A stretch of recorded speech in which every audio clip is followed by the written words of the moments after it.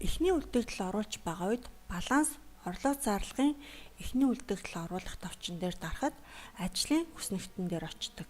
Ажлын хүснэгтний өмнөх оны үлдэгдэл дээр өмнөх оны балансын эцсийн үлдэгдлийг оруулж өгдөг. Хэрвээ нэгдүгээр улирлын эхний үлдэгдэл оруулж байгаа бол FG баган дээр өмнөх улирлын үлдэгдлээ хуулж оруулж өгдөг. 2, 3, 4-р улирлын эхний үлдэгдэл оруулж байгаа бол өмнөх улирлынхаа эцсийн үлдэгдлийн баланс болон орлого үр дүнгийн тайлангийн FG баган дээрээ хуулж өгнө. За манай жишээ 3-р улирлын тайлангийн эхний үлдэгдэл оруулж өгч байгаа жишээ байгаа. Тэгэхээр манай ажлын хүснэгтийн FG баган дээр 2-р улирлын орлогын тайлангийн эцсийн үлдэгдэл ч мөн орсон байгаа гэсэн. Бид нар хичнээн ажлын хүснэгтэн дээр өмнөх улирлын орлогын тайлангийн эцсийн үлдэгдлээ оруулж өгдөг боловч орлого үр дүнгийн тайлан дээр очиод харахад ажлын хүснэгтэн дээр оруулж өгсөн борлуулалт маркетинг болон ерөнхий удирдлага, борлуулсан бүтээгдэхүүний өртөгт хуваарлагдах зардлууд маань зөв татагдаж орж ирдэггүй. Эсвэл бүр татагдаж орж ирдэггүй. Эдгээр нүднүүд дээр. За жишээ нь манай борлуулалт маркетингийн зардал дээр байгаа 16,968 мянга гэсэн энэ дүн маань өмнөх улирлын зөвхөн шатгууны зардал, хангамжийн материалын зардал гэсэн энэ хоёр зардал орж ирсэн. Бусад зардлууд маань орхигдсон байна гэсэн. Тэгэхээр орлого үр дүнгийн тайлан дээр бид нар өмнөх улирлынхаа орлого үр дүнгийн зардлын задаргааг нь зөвөр оруулж өгчээж тухайн тайланд хугацааны маань орлого үр дүнгийн тайлан өссөн дүнгээрээ гарч ирэх боломжтой гэсэн. Тэгэхээр нэгдүгээр улирлаас бусад 2, 3, 4-р улирлын эхний үлдэгдэл оруулж өгч байгаа үед зардлын эхний үлдэгдлийн задаргааг заавал хийж өгнө гэсэн. За зардлын эхний үлдэгдлийн задаргааны хэсэг дээр очлоо. За манай ажлын хүснэгтэн дээр оруулж өгсөн байгаа өмнөх улирлын орлого үр дүнгийн тайлангийн зардлын дүнгууд BL баган дээр автоматар гарч ирсэн байгаа. За энэ BL баган дээр гарч ирсэн энэ дүнгуудыг бид нар BA-аас BK баган дээр хуваарлж оруулж өгнө гэсэн. Энэ дөрвөн багны хяналтын баг нь BS багна байгаа.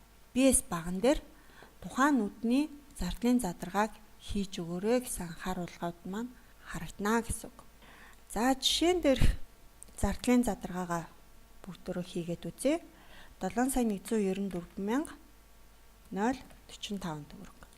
Эхний анхааруулга маань ариллаа. Дараагийн зардал цалингийн зардал байгаа.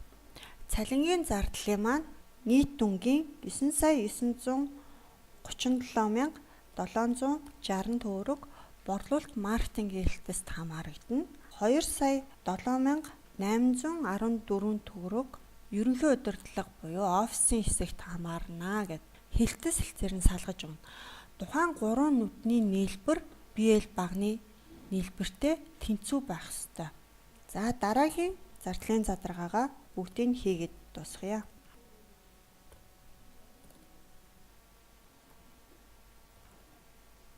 За сүүлийн 2 зардлын задаргаа 20,900,000. За гэх мэтчлэн зардлын задаргаагаа бүгднийг 3 баганда хуваарлаад хийгээд өглөө. За гэтэл BS баган дээр анхааруулга арилахгүй байна. За тэгэхээр бид нар дүнгээ тулгаж харах хэрэгтэй. 9,590,238 төгрөг 18 мөнгө. За энэ дүнг зөв хийж өгсөөр байтал алдаа заасан хэвээрээ байна гэдэг тухайн дүн оронгийн наривчлалтай байсан байна гэсэн үг. За тэгэхээр оронгийн наривчлалыг нь копи авлаа. За хуулаа тавиад өглөө. Эдгээр оронгийн наривчлалууд маань нэг л хэлтэс нэгжид ноогдож байгаа учраас бид нар нийт дүнгээс нь шууд копи аваад хийчих болж байна. Гэтэл нийгмийн даатгалын шимтгэлийн зардлын сая 801 662 төгрөг 93 мөнгө гэсэн энэ дүн маань борлуулалт маркетинг болон ерөнхий удирдлагын зардлын нийлбэр дүнтэй яг тэнцүү байгаа боловч мөн л шалга гэсэн алдаатай байгаад байна гэдэг маань нийт дүн маань муу адил оронгийн наривчлалтай байна гэсэн үг. За энэ оронгийн наривчлалтай дүн 2 баган дээр хуваарлагдсан байгаа. Тэгэхээр энийг яаж засах вэ гэдгийг үзье. За бид нийт дүнгээ копи авлаа. Копи авсныгаа энгийн Excel-ийн файл дээр паст хийлээ. Энэ дээр маань оронгийн наривчлал нь ийм байсан байна гэд харагдчихэв. За буцаад ажиллаж байгаа файл дээр очлоо. Борлуулалт маркетингийн зардлын дүнгээ копи авлаа. Энгийн Excel-ийн файл руугаа хөрвүүлж тавилаа. За одоо оронгийн наривчлалтай дүнгээсээ борлуулалт маркетингийн зардал руу хуваарлсан хэсгээ хасаад өгье. Энэ дүнгээ копи авлаа. Ажиллаж байгаа файл дээр очлоо. Ерөнхий удирдлагын зардал хэсэг дээр маусныхаа баруун товчоор value сонгоод paste хийж өглөө. Энэ хоёр дүнгийн нийлбэр маань дүнгийн наривчлалтайгаар хуваарлагдчихж байна гэсэн үг. За ингээд BS багны маань алдаанууд засагдсан. Одоо орлого үр дүнгийн тайлан дээр очиод харахад зардлын задаргааг хийж өгсөний дараагаар борлуулалт маркетинг болон ерөнхий удирдлагын зардлууд маань зөвөр татагдаж орж ирсэн байна. За бид нэр ерөнхий журнал дээр зардалтай ажил гүйцэтгэх бүртгэлдэх үед Q-гээс S баган дээр зардлын задаргааг нь хийж өгдөг. За энэ хийж өгсөн зардлын задаргааны дүнгууд маань BM-с BR баган дээр автоматар татагдаж орж ирнэ. За ингэж бид нар эхний үлдэгдэл оруулах хэсгийн зардлын үлдэгдлийн задаргаагаа хийгээд өглөө.